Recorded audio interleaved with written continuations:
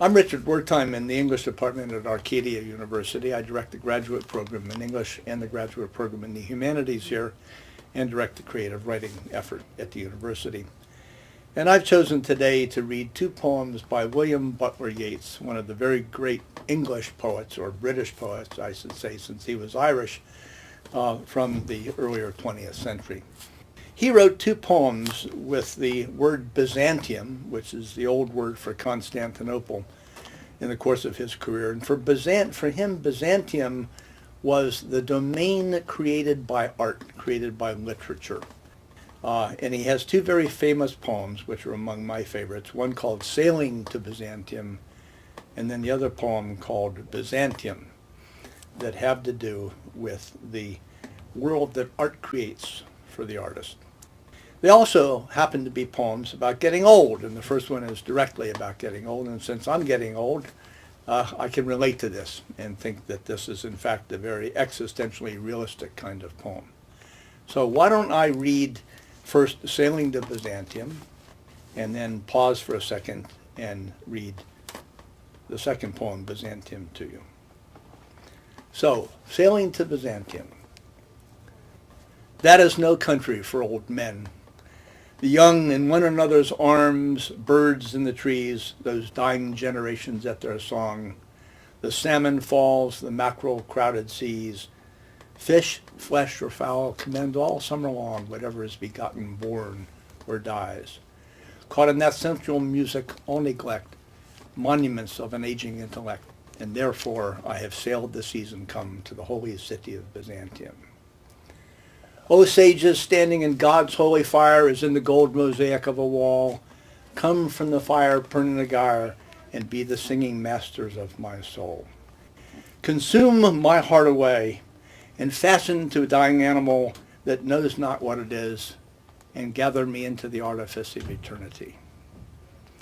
Once out of nature, I shall never take my bodily form from any natural thing but such a form as Grecian goldsmiths make of hammered gold and gold enameling to keep a drowsy emperor awake, or sit upon a golden bough and sing to lords and ladies of Byzantium of what is past or passing or to come. So that's the first of the poems. A poem about an old man deciding that he's going to sail figuratively to Byzantium into the world of art, and he's going to spend his final days in the domain of artistic creation. The second poem is called Byzantium, and let me turn to that and read that to you, because this is a kind of follow-up poem to the first one. It's really quite powerful. Byzantium. It's a kind of night poem, I might add. The unpurged images of day recede. The emperors drunk in the soldiery are abed. Night resonance recedes. Night walker song after great cathedral gong. A starlit or a moonlit dome disdains all that man is, all mere complexities, the fury and the mire of human veins. Before me floats an image, man or shade, shade more than man, more image than a shade. For Hades, bobbin bound in mimic cloth, may unwind the winding path. Rats. I missed the page turn. A mouth that has no moisture and no breath. Breathless mouths may summon. I hail the superhuman. I call it death and life and death.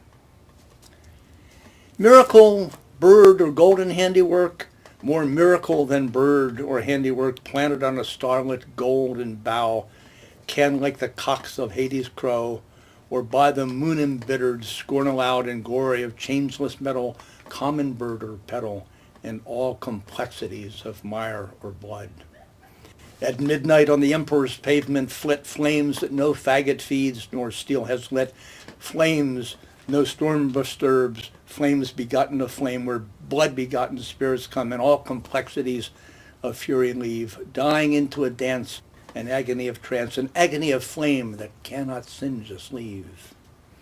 Astraddle on the dolphin's mire and blood, spirit after spirit, the smithies break the flood, the golden smithies of the emperor.